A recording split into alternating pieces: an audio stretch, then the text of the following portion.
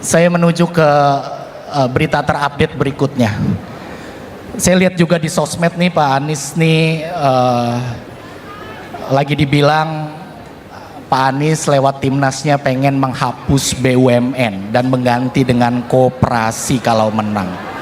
Timnas Amin bicara BUMN dibubarkan jadi koperasi.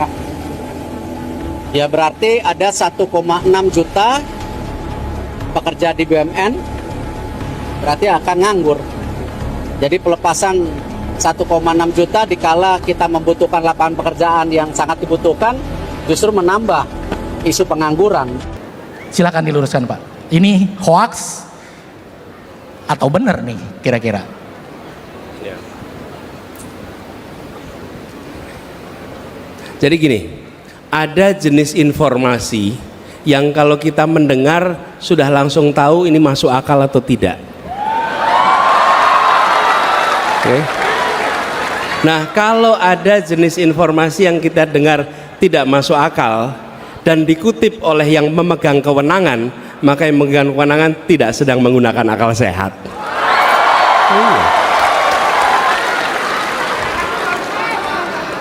Kan kira-kira mana mungkin BUMN dihapus, mana mungkin. Jadi ketika kemudian itu malah Pak Menterinya yang ngomong, loh Pak Menterinya memang nggak berpikir kritis gitu. Di mana critical thinkingnya gitu kira-kira. Ini sebelum ngomong soal substansinya ya. Jadi ketika mendengar informasi itu kita bisa naker, oh ini masuk akal atau tidak gitu. Ini jelas tidak masuk akal. Nah, apa yang terjadi? Malah justru harus ditata ulang. Kelihatannya BUMN kita ini sudah banyak yang mengalami problem yang terlalu besar. Kita nggak usah bahas di sini problemnya. Nanti kita mengalami penambahan pikiran. Tapi yang saya ingin sampaikan bahwa itu tidak benar, itu fitnah dan fitnah yang tidak masuk akal. Kemudian kami ingin tegaskan, BUMN ke depan adalah BUMN yang menjalankan fungsi negara. Negara itu punya dua tangan. Satu namanya birokrasi, satu namanya korporasi. Yang disebut birokrasi itu kementerian, dinas, badan, itu birokrasi. Yang kedua namanya korporasi, BUMN, BUMD. Okay? Dua-duanya punya tugas melakukan pembangunan. Jadi badan usaha milik negara jangan dipandang sebagai badan mencari untung bagi negara. Negara tidak bekerja mencari untung. Saya tadi malam katakan negara tidak berdagang dengan rakyatnya. Okay? Jadi dia menjalankan fungsi pembangunan.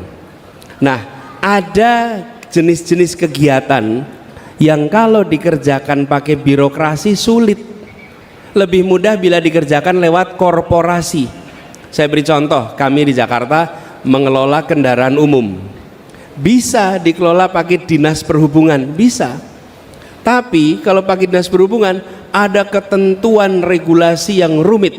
Kalau belanja pencatatan aset rumit sekali, aset negara. Mau melepas aset rumit sekali. Mau merekrut orang rumit. Mau mengganti orang rumit. Kenapa? Karena itu adalah pegangan birokrasi. Tapi ketika ini jadi korporasi, PT, badan usaha milik negara, milik daerah, apa yang terjadi? Belanja mudah, membuat kontrak mudah, melakukan rekrutmen dan pemberhentian mudah, ada kelenturan korporasi.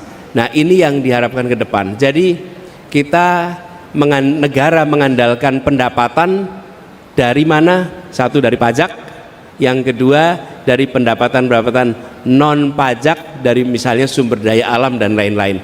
Tetapi badan usaha milik negara bukan diarahkan untuk mencari keuntungan, tapi diarahkan untuk menjalankan fungsi pembangunan yang baik kalau punya untung, tapi bukan sebagai prioritas nomor satu. Gitu kira-kira.